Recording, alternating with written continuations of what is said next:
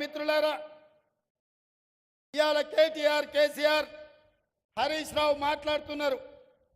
కాంగ్రెస్ వచ్చింది, ఇవాళ పేదలకు కష్టాలు వచ్చినాయి.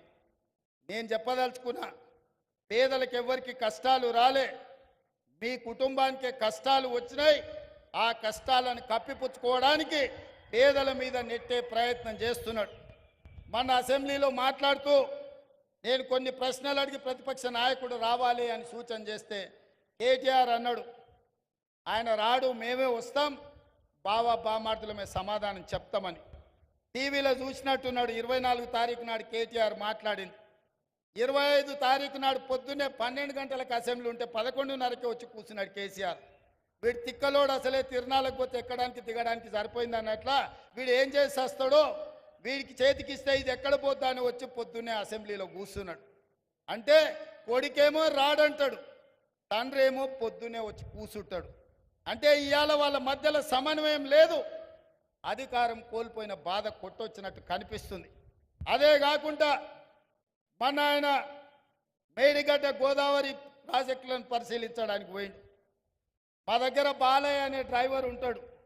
వాళ్ళ కొడుకు అక్కడ ఇక్కడ అడావిడిగా తిరుగుతున్నాడు. వాడు 10వ తరగతి పాస్ అయింది, కానీ వాడికి ఏందో ఈ తిరుగుళ్ళు అలవాటు.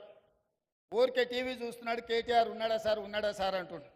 ఎందుకురా అంటే, సార్ కేటీఆర్ గారికి సెల్ఫీలు దిగుడు, సెల్ఫ్ డబ్బా కొట్టుకున్నాడు అలవాటు. అసెంబ్లీలో నోరు జారుతాడు. ఆడ మేడిగడ్డ గోదావరి జిల్లాల కాలు జారిండు అనుకో, అండ్లబడి కొట్టుకపోతే లేనిపోని పని అవుతుంది అన్నాడు. మరి ఏం చేయాలంటే ఇది కూడా కష్టమే సార్.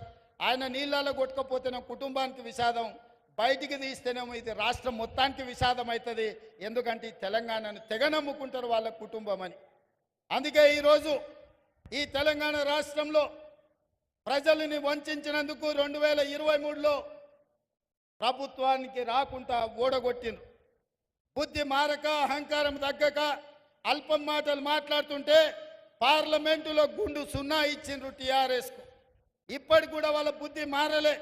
ప్రభుత్వం చేస్తున్న సంక్షేమ కార్యక్రమాలకు, ప్రభుత్వం తీసుకుంటున్న నిర్ణయాలకు సంపూర్ణంగా సహకరించి ప్రతిపక్ష పాత్ర పోషించి ఈ ప్రభుత్వానికి సూచనలు ఇస్తే కనీసం పంచాయతీ ఎన్నికల్లో ఏమైనా వస్తుండే. కానీ ఇప్పుడు పంచాయతీ ఎన్నికలలో కూడా వాళ్ళకు వచ్చే అవకాశం లేదు.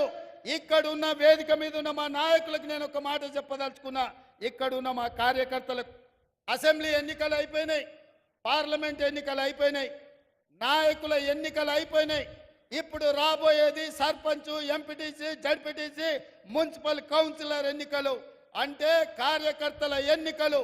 కార్యకర్తల ఎన్నికల కోసం ఈ వేదిక మీద ఉన్న నాయకులు నాతో సహా గ్రామాలు తిరిగి, తండాలలో, గూడాలలో, మారుమూల పల్లెల్లో తిరిగి కాంగ్రెస్ జెండా మోచిన మిమ్మల్ని ప్రజాప్రతినిధులుగా గెలిపించుకునే బాధ్యత మాది. నాయకుల ఎన్నికలు అయిపోతే నాయకులను, కార్యకర్తలను మర్చిపోతారు.